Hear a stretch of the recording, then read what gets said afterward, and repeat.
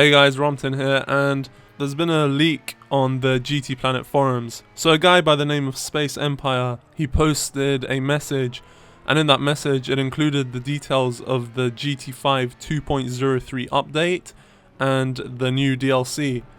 Now, because it hasn't been officially announced, this will go down as a rumor, but I can guarantee you 99.9% it's real. So although it hasn't been officially announced, by the screenshots which have been posted on the GT Planet forums and in the main page, in the main news page, it seems legit. I mean, it has to be legit. There's no way someone would go to this much effort to create a rumor. And the stuff it has, you know, as I'll mention, it's stuff that they've kind of hinted at adding, so it makes perfect sense. So it's like an unofficial fact what I'm going to give you in this video. So let's start off with the 2.03 update. First of all, there's going to be new themes for My Home in GT mode. So that's the main screen of GT mode, you know, where you got all the A spec and the seasonal events, B spec events, license tests, all of that. You remember when you first loaded up GT, it kind of gave you a few options to change it, but you never really messed around with it after. So it's going to have some new themes for that. Next up is an option for tire wearing in pit strategy, and this is in the B spec mode. I haven't really played any B-spec endurance races, so I was just assuming that this was already in, where you could change the tyre in B-spec, you know, in the longer races or the endurance races. But it seems like it wasn't there. Well, now it is. The next batch of points here are about the electric cars. So first up, there is regenerative braking on electric cars. This is now simulated. I'm kind of taking that it wasn't before, like with the Toyota Prius, which is already in the game. When you broke, I take it that, you know, it didn't give you extra horsepower, because I think that's what it's there for. The next point is that regenerative braking affects the cruising distance. Now, I'm going to be honest and say I do not understand what that means. If it said the cruising speed, you know, the cruising velocity, okay, I could understand that, but the cruising distance? Oh, okay, yeah, okay. So I think what it's saying is that electric cars can actually run out of electricity. So if you... Oh, okay, so now it makes sense. With the regenerative braking, it increases the sort of the lifespan of the car before you need to, I guess, pit in and recharge the car. So as you're braking, you add extra fuel, if you will. You add extra electricity to the car, and it can run for longer.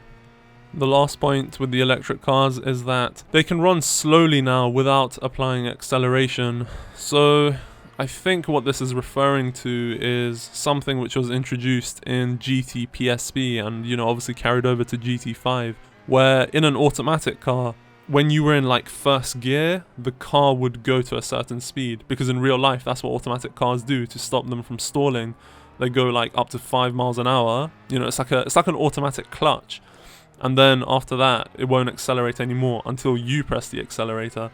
Now, electric cars run slowly. I don't see how that applies to electric cars specifically. But maybe what they're trying to say is that you can actually go more than like 5 miles an hour. You can go up to like 20 or 30 miles an hour just using electric power and not pressing the accelerator. But that one's a bit muddy. That's not clear exactly what that's trying to say. Something I forgot to mention on the GT Home theme selection is that there's 12 new colors and there's 12 new wallpapers. That's for the My Home theme, which I mentioned earlier. Alright, next up, it's fixed an unintended pit stop error in the final lap of a B-spec race. I've never come across this, and I don't know if any of you guys have, but if you have, you'll be glad to know it won't happen in the future. It's been fixed. And lastly, on the apparent 2.03 update, the Chaparral 2J race car from 1970, you can now change the amount of downforce the fan produces. If you don't know what car that is, that's the really white boxy car with this massive fan on the back. And it's actually a fan on the bottom as well, which you can't see. And basically now you can choose how much downforce it has, because in my opinion that car has a bit too much downforce and it affects its top speed a bit too much. So although it's great around corners and acceleration, with all that downforce, it kind of suffers with trying to reach its top speed, because it has a lot of horsepower and it weighs very little, but it can't reach those huge speeds. So you can turn down the downforce now and go a bit faster on the straights. Okay, and now moving on to the DLC, there's a track DLC and there's going to be a car DLC. The track DLC is going to be basically the test course, and it's called the Route 30102, I think. That's what I can see. The image is really blurry, I can't make out what it says. But it's basically the test course, like a new version of the test course, and you can do things like 400 meter sprint, 1000 meter, and of course top speed. I'm assuming that's what you could do in the previous Gran Turismos. And moving on to the cars, there's the Nissan Leaf, wonderful. The Volkswagen Beetle, it's a classic, but again, let's be honest, you're not going to be using that. The Mini Cooper S Countryman, this is the slightly bigger Mini Cooper. This is in the game now. And now moving on to the Le Mans car, Jaguar XJR9 LM. This is from the 1988. So this is now a premium, and it's going to look really good with the interior view. Now moving on to the actual, this is like the first two real supercars I've seen added in the DLCs of Gran Turismo 5. And let's be honest, this is what we really want from DLCs. Something like these modern supercars. So first up is the Aston Martin V12 Vantage 2010. If only they could reproduce the sound it makes in real life, because I've seen one and heard one and it's nasty. And of course the grand Lamborghini which came out last year in 2011, the Aventador LP700-4. That's now in the game. Premium, interior view, the whole works. That's now in the game, and this is going to be the DLC.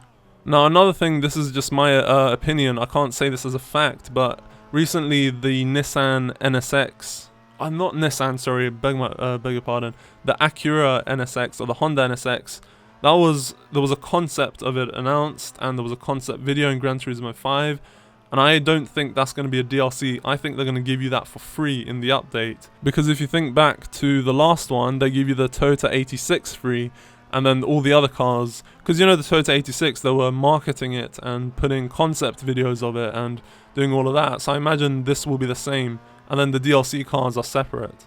Alright, that's all folks for now, but something to add is that there may be more stuff coming out. There might be more tracks. I don't think there's going to be more cars, but there may be another track. And also, you know, the Nissan NSX thing. Sorry, I keep saying Nissan NSX. The Acura NSX.